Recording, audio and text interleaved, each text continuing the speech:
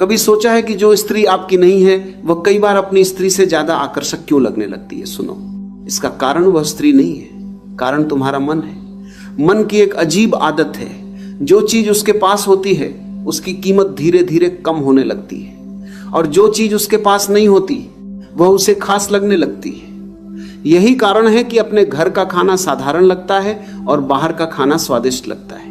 अपनी चीज में कमी दिखाई देती है और दूसरे की चीज में खूबी।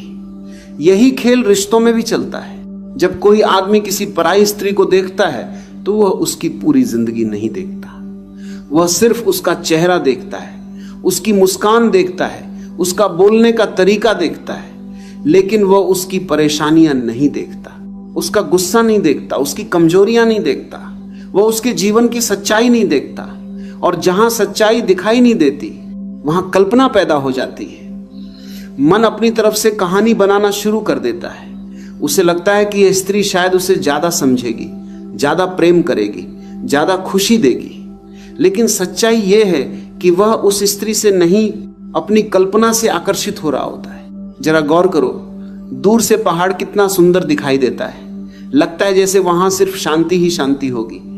लेकिन जब कोई उस पहाड़ पर चढ़ता है तब उसे पत्थर भी मिलते हैं, कांटे भी मिलते हैं और कठिन रास्ते भी मिलते हैं। दूर से सब कुछ सुंदर लगता है क्योंकि दूरी सच्चाई को छिपा देती है। पराई स्त्री का आकर्षण भी कई बार इसी दूरी का खेल होता है।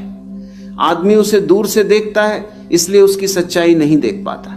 यही कारण है कि नई चीजें हमेशा ज्यादा अच्छी लगती हैं। नया मोबाइल, नई गाड़ी, नया घर, नया रिश्ता। शुरुआत में सब कुछ चमकता हुआ दिखाई देता है, लेकिन कुछ समय बाद वही चीज सामान्य लगने लगती है, क्योंकि समस्या चीज में नहीं होती, मन में होती है। मन हमेशा नया चाहता है। उसे जो मिल गया उसका महत्व कम हो जाता है, उसे जो नहीं मिला वही सबसे कीमती लगने लगता है। कई बार आदमी सोचता है कि उसे किसी दूसरी स्त्री से प्रेम हो गया है, लेकिन अगर वह ईमानदारी से अपने भीतर देखे तो उसे पता चलेगा कि कई बार यह प्रेम नहीं होता, ये सिर्फ ध्यान पाने की भूख होती है। ये चाहत होती है कि कोई उसे खास महसूस कराए, कोई उसकी तारीफ करे, कोई उसे महत्व दे।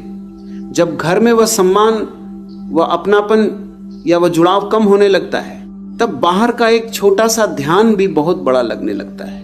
मैं तुमसे कहता हूं, आदमी हमेशा स्त्री की तरफ नहीं भागता, वह उस एहसास की तरफ भागता है जो उसे उस स्त्री के पास जाकर मिलता है।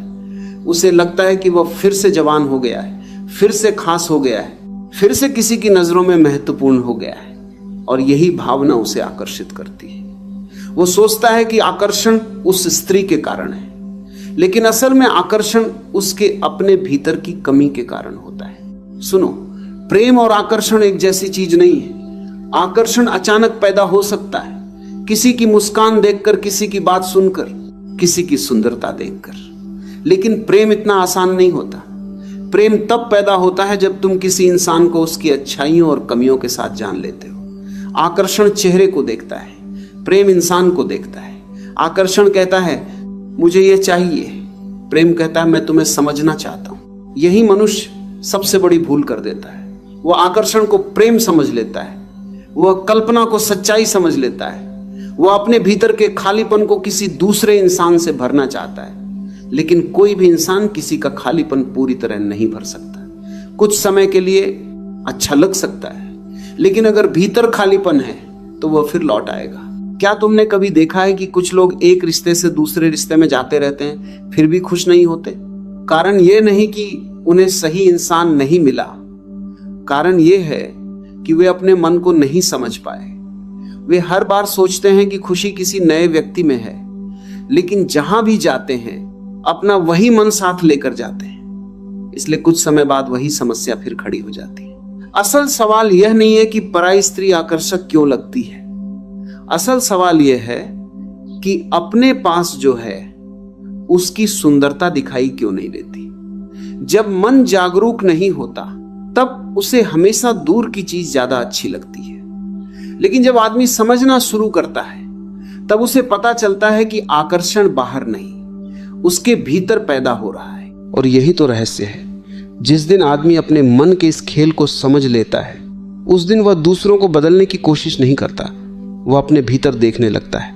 वह समझने लगता है कि उसे सच में प्रेम चाहिए या सिर्फ ध्यान चाहिए, उसे सच में कोई इंसान चाहिए या सिर्फ अपने अकेलेपन से बचना है।